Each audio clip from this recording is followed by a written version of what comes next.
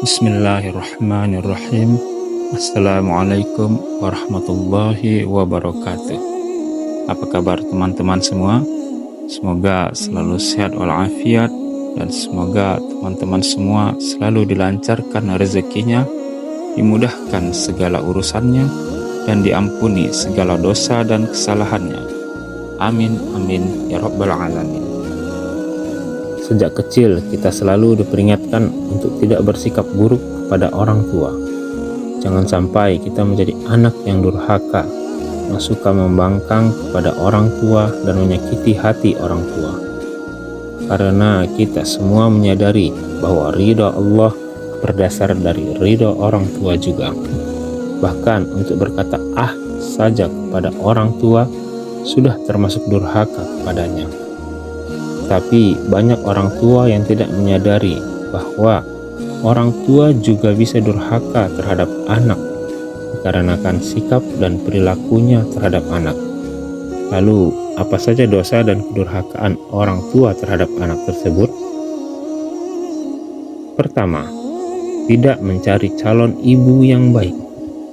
Mencari pasangan yang baik saat hendak menikah adalah salah satu bentuk kepedulian terhadap masa depan calon anak kita kelak. Karena ia akan menjadi guru pertama bagi anak-anak kita nanti. Bila sang guru atau ibunya memiliki akhlak yang baik, maka ia akan mengajarkan hal-hal yang baik pula kepada anaknya. Begitu pula sebaliknya. Bila si ibu berperangai buruk, pemarah, tidak paham batasan-batasan dalam agama, maka ia hanya akan mengajarkan anaknya hal-hal yang kurang baik. Karena seperti pepatah Arab mengatakan, Al-ummu madrasatul ula, ibu adalah madrasah pertama, yaitu bagi anak-anaknya. Kedua, tidak memberikan nama yang baik pada anak. Nama yang diberikan kepada anak merupakan bentuk doa orang tua terhadap anaknya. Maka berikanlah nama-nama yang baik kepada anak-anak kita. Nama-nama yang islami dan nama yang paling baik adalah Muhammad, sebagaimana nama Rasulullah Sallallahu Alaihi Wasallam. Rasulullah Sallallahu Alaihi Wasallam pernah bersabda, sesungguhnya kalian akan dipanggil di hari kiamat dengan nama kalian dan nama ayah kalian. Maka perbaikilah nama kalian. Hadis riwayat Abu Dawud. Ketiga, tidak mengajarkan ilmu agama dan Al-Quran kepada anak.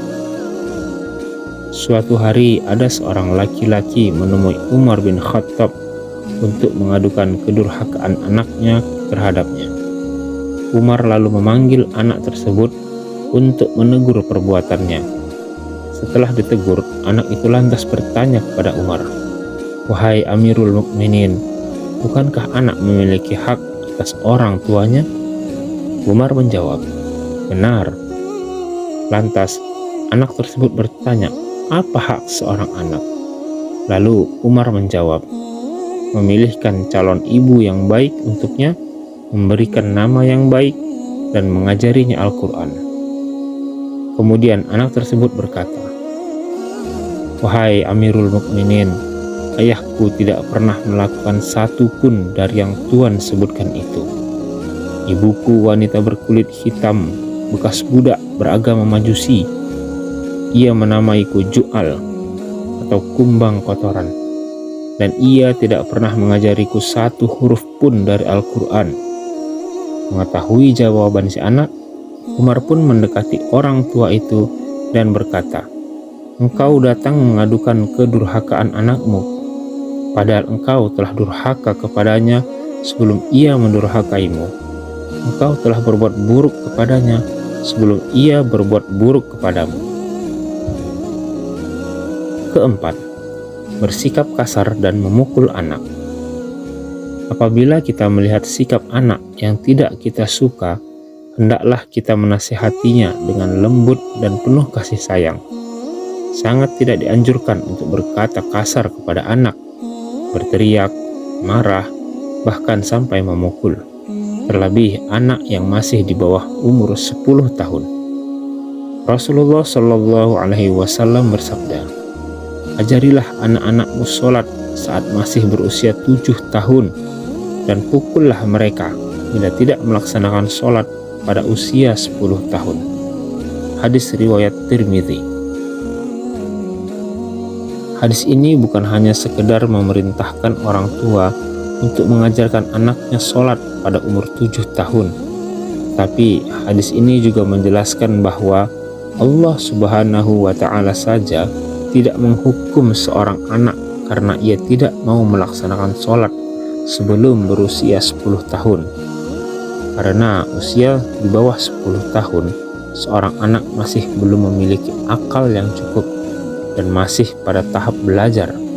Lantas, bila Allah Subhanahu wa Ta'ala saja tidak menghukumnya karena tidak melaksanakan sholat, mengapa kita menghukum anak karena suatu hal yang lain? Apakah ada hal yang lebih wajib dan lebih mulia daripada sholat?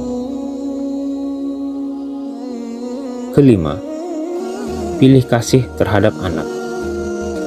Orang tua yang memiliki anak lebih dari satu sangat tidak dianjurkan pilih kasih atau bahkan memberi lebih pada anaknya yang kesayangan dibanding anaknya yang lain. Sehingga yang terjadi adalah ada anak lain yang merasa terabaikan. Sikap pilih kasih orang tua terhadap anak dapat memicu putusnya tali silaturahmi antara sesama anak, dikarenakan kecemburuan sosial antara anak-anak yang lain. Nu'man bin Bashir pernah berkata, "Di saat ayahku hendak menginfakkan sebagian hartanya untukku, ibuku berkata, 'Aku tidak suka engkau melakukan hal itu sebelum menemui Rasulullah.' Ayahku kemudian berangkat menemui Rasulullah sebagai saksi atas sedekah yang diberikan kepadaku. Lalu Rasulullah Shallallahu Alaihi Wasallam berkata kepada ayahku, 'Apakah engkau melakukan hal ini kepada seluruh anak-anakmu?' Ayahku menjawab, 'Tidak.' Lalu Rasulullah Shallallahu Alaihi Wasallam bersabda, 'Bertakwalah kepada Allah dan berlaku adillah kepada anak-anakmu.' Ayahku kemudian kembali dan menarik lagi sedekah itu. Hadis riwayat Muslim. Dari hadis tersebut dapat disimpulkan bahwa kita semua orang tua sangat dianjurkan berlaku adil kepada setiap anak menurut kebutuhannya masing-masing. Juga harus berlaku adil dalam perhatian dan kasih sayang, pembagian waktu bermain bersama anak, pembagian makanan, dan lain sebagainya. Karena kecemburuan sosial itu mulai terlihat sejak anak masih kecil. Saat anak yang lebih tua melihat orang tuanya hanya menggendong dan bercanda dengan adiknya yang masih kecil saja, dan tidak lagi mau bermain dan bercanda dengannya. Oleh karena itu, sebisa mungkin hindari pilih kasih terhadap salah satu anak saja, karena berlaku adil akan memberikan pelajaran yang baik bagi anak-anak. Keenam, membanding-bandingkan anak. Kebiasaan orang tua yang suka membanding-bandingkan anak akan menimbulkan perasaan rendah diri terhadap anak yang lain. Apalagi yang dibandingkan adalah sesuatu yang di luar kemampuan anak, yang justru menjadi kelemahan si anak. Hal ini akan mempengaruhi pikiran juga perasaan anak ke orang tua. Contoh mudah atau bahkan yang sering kita lihat atau mungkin kita lakukan adalah membandingkan nilai pelajaran anak dengan temannya yang dinilai jauh lebih tinggi. Padahal belum tentu setiap anak memiliki kemampuan yang sama. Bisa jadi si anak lemah dalam matematika, namun cerdas dalam bahasa. Apabila hal tersebut terjadi pada anak teman-teman sekalian, maka yang harus kita lakukan adalah menguatkan hati si anak, mendukung sepenuhnya apa yang menjadi bakat si anak tersebut. Ketujuh, mendoakan keburukan pada anak. Doa bukan hanya di saat selesai melaksanakan ibadah saja.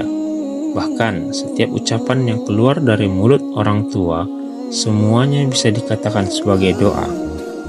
Terkadang kita sebagai orang tua tidak sadar apabila mendapatkan anak yang tidak mematuhi perintah.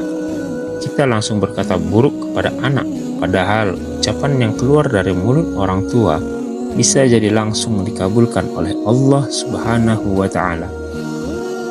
Abu Hurairah radhiyallahu anhu berkata, Rasulullah Shallallahu Alaihi Wasallam pernah bersabda, ada 3 doa yang dikabulkan: doa orang teraniaya, doa musafir, dan doa keburukan orang tua atas anaknya. Hadis riwayat Tirmizi. Maka dari itu, berhati-hatilah dalam berbicara kepada anak. Berpikirlah terlebih dahulu apabila ingin marah kepada anak, dan hindari sebisa mungkin terbawa emosi saat marah kepada anak, apalagi sampai menyumpah si anak dengan ucapan yang kurang baik, karena hal tersebut bisa saja terjadi kepada si anak di kemudian hari. Berucaplah hanya yang baik-baik di saat marah terhadap anak, karena apabila ucapan itu dikabulkan oleh Allah Subhanahu wa Ta'ala, maka hanya yang baik yang akan terjadi kepada anak kita. Wallahu a'lam bishawab. Semoga bermanfaat bagi teman-teman semua. Assalamualaikum warahmatullahi wabarakatuh.